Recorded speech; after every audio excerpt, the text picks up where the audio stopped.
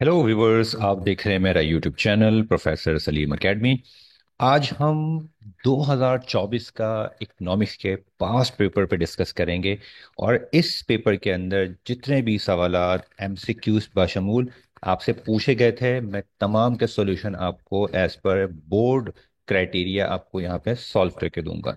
यानी कि अगर आप ये वीडियो देखते हैं तो आपको सबसे ज़्यादा जो बेनिफिट मिलेगा वो ये मिलेगा कि सबसे पहला सवाल जो एमसीक्यूज के आता है वो आपको सॉल्व मिल जाएगा।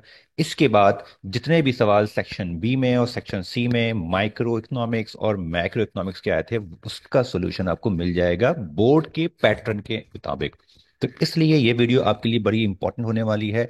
बिल्कुल भी इसको स्किप मत कीजिएगा, पूरी वीडियो देखिएगा ताकि आपको तमाम के तमाम सवालात और उसके प्रॉपर बोर्ड के पैटर्न के मुताबिक जवाब आपके सामने हों और आप बोर्ड की 2025 की एग्जाम की तैयारी करने में आपको इस पेपर से हेल्प मिल जाए।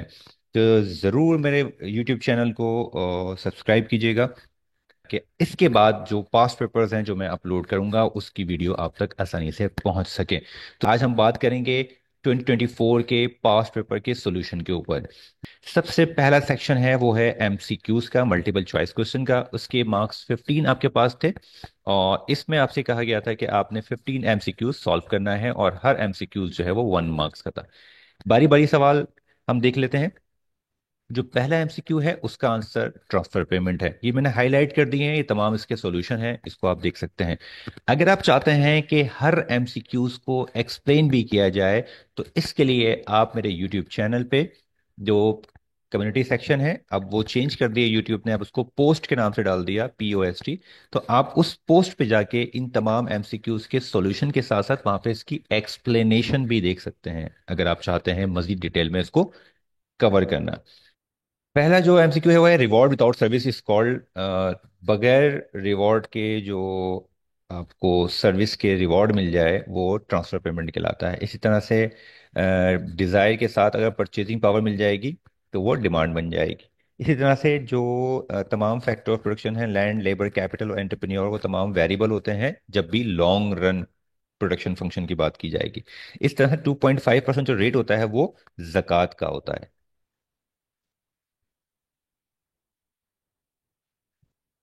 किसी भी शॉप का जो रेंट होता है वो फिक्स कॉस्ट होता है उस बिजनेस। अगला ऑप्शन है, अगला एमसीक्यू है the burden of indirect taxes can be shifted. इसको शिफ्ट कर सकते हैं। इसमें कहा गया है कि आप जो मार्जिनल यूटिलिटी है उसकी जो सेकंड यूनिट की वैल्यू आ रही है वो क्या आ रही है। तो इसका जो आंसर है वो है 4। किस तरह से, जब आप एमयू कैलकुलेट करते हैं सेकंड यूनिट की, सेकंड यूनिट ये रहा आपके पास और इसका एमयू यहाँ पे आपने कैलकुलेट करना है। तो लास्ट जो आपके पास टीयू थी उसमें से एक एग्जिस्टिंग या करंट जो टीयू माइनस करेंगे तो जो डिफरेंस निकलेगा वो डिफरेंस निकलेगा 4। वो 4 MU यहाँ पर आएगा और तो इसका सही आंसर जो है वो 4 है।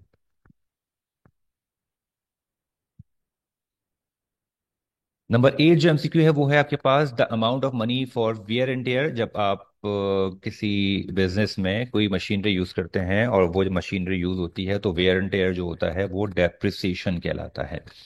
इसके बाद है the prices of non economic good are always zero. Number 10 है फ्लक्चुएशन ऑफ इकोनॉमिक एक्टिविटी। जो इकोनॉमिक एक्टिविटी में फ्लक्चुएशन आती है, बूम, डिप्रेशन, रिसेशन, तो ये ट्रेड साइकिल इसका राइट ऑप्शन है। इसके बाद है taxes are the main source of. जो टैक्सेस कलेक्ट की जाती हैं वो पब्लिक रेवेन्यू कहलाता है। तो मेन सोर्स है इसका टैक्सेस कलेक्ट करने का गवर्नमेंट के लिए। इसके बाद है these are conditional. Economics law में इसका, इकोनॉमिक्स लॉ इसका सही आंसर है। The study of national income is, जो नेशनल इनकम की स्टडी है वो मैक्रो इकोनॉमिक्स सब्जेक्ट में या मैक्रो इकोनॉमिक्स का पार्ट होती है। नंबर 14 देखें, the cross elasticity of demand for substitute goods is positive. यानी कि आप की जो एक प्रोडक्ट की प्राइस में इजाफा होता है तो जो सब्स्टिट्यूट प्रोडक्ट है उसकी डिमांड में भी इजाफा हो जाता है। यानी कि दोनों डायरेक्शन जो है वो इंक्रीज यानी कि पॉजिटिव चल रही होती है, तो इसका आंसर जो है पॉजिटिव है। इसकी बात कहा जा रहा है land, labour, capital, entrepreneur are the factor of. ये चारों फैक्टर्स जो है फैक्टर्स ऑफ प्रोडक्शन में आते हैं, तो इसका राइट आंसर जो है प्रोडक्शन आएगा।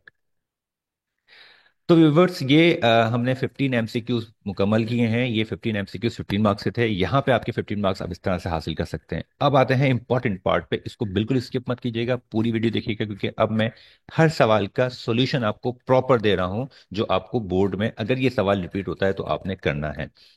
तो शॉर्ट क्वेश्चन आंसर में सेक्शन बी है, जिसका जो टोटल मार्क्स देखें तो 30 मार्क्स का है।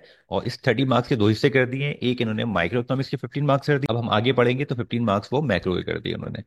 तो क्वेश्चन नंबर 2 कह रहे हैं attempt any three of the following question, all question carry equal marks. पहला सवाल दिया हुआ है, state the relationship between TU and MU.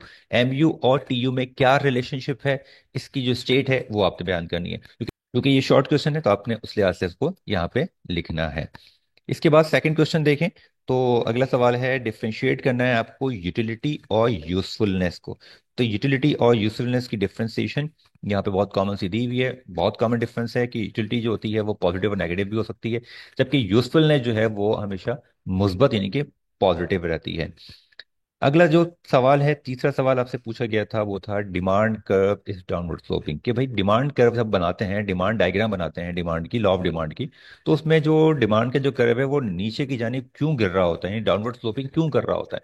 तो उसके तीन रीजंस हैं, इनकम इफेक्ट, सब्स्टिट्यूशन इफेक्ट और मार्केट इफेक्ट। तो ये सारे इफेक्ट हैं। ये इफेक्ट की बेस के ऊपर जो है वो डिमांड जो कर्व है वो डाउनवर्ड स्लोप होता है। अगर आप इन क्वेश्चंस की, जो क्वेश्चन 1 2 3 हमने पढ़ा है अब तक, इसकी डिटेल देखना चाहते हैं तो इनकी प्रॉपर जो लेक्चर्स की वीडियो है वो मेरे यूट्यूब चैनल में मौजूद है। आप प्लेलिस्ट में जाके देख सकते हैं। लेट्स सपोज ये डिमांड चैप्टर है तो डिमांड चैप्टर की प्लेलिस्ट बनी हुई है। सप्लाई चैप्टर होगा तो सप्लाई चैप्टर की प्लेलिस्ट बनी हुई है। तो आप जाके वहाँ पे उन वीडियो लेक्चर्स को देख सकते हैं, सुन सकते हैं। उसमें मैंने बहुत डिटेल में एक्सप्लेन किया हुआ है तमाम टॉपिक को। नंबर 4 जो क्वेश्चन है वो है, draw the diagram of fix cost, variable cost और टोटल कॉस्ट। इन तीनों जो कॉस्ट हैं, इन तीनों कॉस्ट को एक सिंगल डायग्राम में हमने यहाँ पर ड्रॉ कर दिया है। अगर आप देखें, ये ग्रीन जो आपको कर्व नजर आ रहा है ये फिक्स कॉस्ट का कर्व है। आप यहाँ पे देख सकते हैं, ये मैंने को हाईलाइट किया हुआ है कि ये short run fix cost green colour में है, शॉर्ट रन वेरिएबल कॉस्ट जो है वो यहाँ ब्राउन कलर में है। ये जो सेकंड जो कर्व नजर आ रहा है आपको, ये आपका वेरिएबल कॉस्ट है। इसके बाद जो ब्लू मार्क किया है, शॉर्ट रन टोटल कॉस्ट। तो टोटल कॉस्ट जो है, ब्लू कर्व जो मूव कर रही है, टोटल कॉस्ट का कर्व है। तो इस तरह से आप सिंगल डायग्राम में इजीली इन तीनों कॉस्ट को जो है वो विया डायग्राम ड्रॉ कर सकते हैं।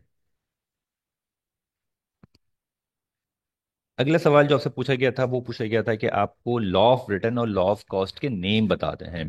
तो आपने क्या करना है, आपने लॉ ऑफ रिटर्न के और लॉ ऑफ कॉस्ट के सिर्फ नाम बता देना है। मैंने सिर्फ आपकी अंडरस्टैंडिंग के लिए यहाँ पे एक सिंगल सिंगल लाइन का जो है ना वो इजाफा कर दिया, ताकि आपको ये जो हेडिंग पढ़े आप लॉ ऑफ रिटर्न की, तो आपको ये एक्सप्लेनेशन इसके सामने लिखी हुई हो तो आपको अच्छा सा समझ में आ जाए। अदरवाइज एग्जाम के अंदर सिर्फ एग्जामिनर ने नेम पूछे हैं लॉ ऑफ रिटर्न के, जो कि ये तीन नाम लॉ ऑफ रिटर्न के हैं और ये तीन नाम जो है लॉ ऑफ कॉस्ट के हैं। आपने सिर्फ ये लिख देना है एग्जाम के अंदर। अब हम पार्ट शुरू कर रहे हैं मैक्रो इकोनॉमिक्स के शॉर्ट का। अभी आपने देखा कि माइक्रो के 15 मार्क्स है और अब ये मैक्रो के 15 मार्क्स हैं। ये टोटल पोर्शन हमारा शॉर्ट क्वेश्चन का चल रहा है जिसको हम देख रहे हैं। इसके अंदर भी क्वेश्चन 3 के अंदर भी आपको तीन सवालात आपने तीन सवालात के जवाब सॉल्व करने हैं। पहला जो सवाल है वो है differentiate between gross domestic product यानी जीडीपी और जीएनपी का डिफरेंस पूछा है। तो तीन तीन चार चार पॉइंट जो है आपने वहां पे लिख देने हैं। तो ये तीन पॉइंट्स मैंने जीडीपी के मेंशन किए हुए हैं यहाँ पर, आप इसको अच्छी तरह पढ़ लीजिएगा। और इसी तरह से तीन पॉइंट मैंने यहाँ पे जीएनपी के मेंशन किए हैं, तो ये डिफरेंस तीनों का दोनों का हो जाएगा तीन तीन पॉइंट के साथ। इसके बाद सेकंड क्वेश्चन जो मैक्रो का है वो है, जक़ात और टैक्स में क्या फर्क है। तो जक़ात और टैक्स के जो डिफरेंसेस हैं वो मैंने यहाँ मेंशन किए हैं, इनको अच्छी तरह पढ़ लीजिएगा। ये 5 पॉइंट मैंने दिए हैं यहाँ पर।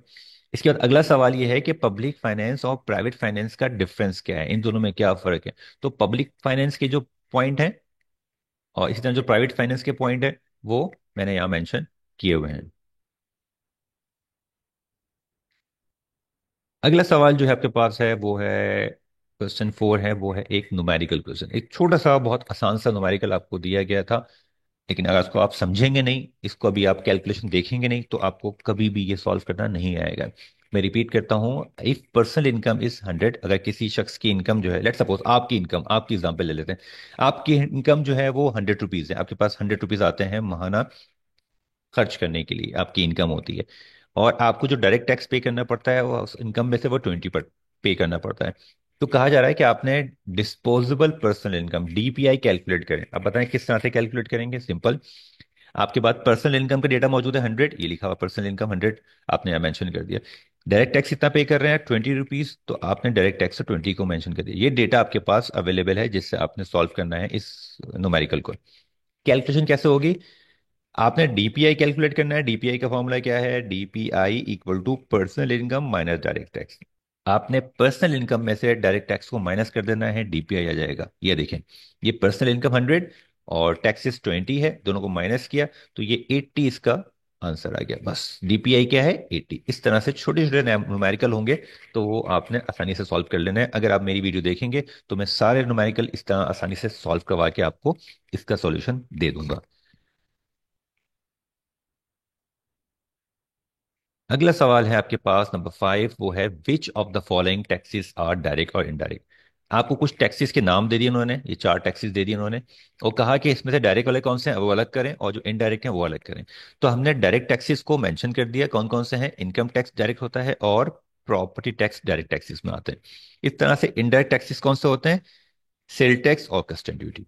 ठीक, तो आपने सिंपल इनको दो हिस्सों में डिवाइड कर दिया जो कि एग्जामिनर ने आपसे कहा था। सबसे अहम बात ये होती है कि एग्जामिनर जो आपसे सवाल पूछ रहा है, जो बात पूछ रहा है, आपने वही रिस्पॉन्ड करना है। अगर आपने कुछ और रिस्पॉन्ड किया तो आपको मार्क्स नहीं मिलते। अब हम इकोनॉमिक्स के सेक्शन सी पे आते हैं जो कि लॉन्ग क्वेश्चन या डिटेल क्वेश्चन आंसर का सेक्शन होता है।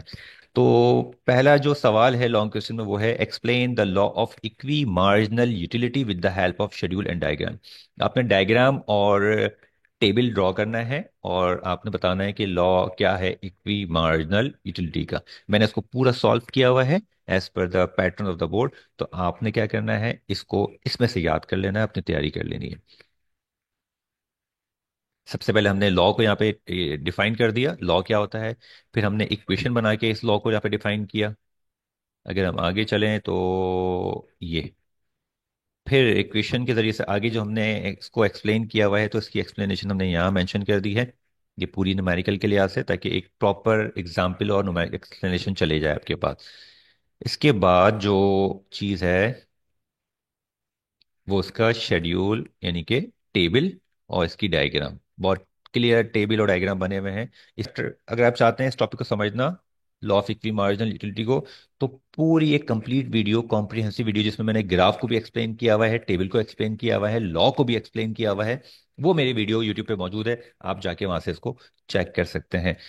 चैप्टर आपको मिलेगा यूटिलिटी एंड कंज्यूमर बिहेवियर, वो उसकी प्लेलिस्ट में चले जाएगा, वहां पे आपको ये सवाल का आपको वीडियो मिल जाएगी।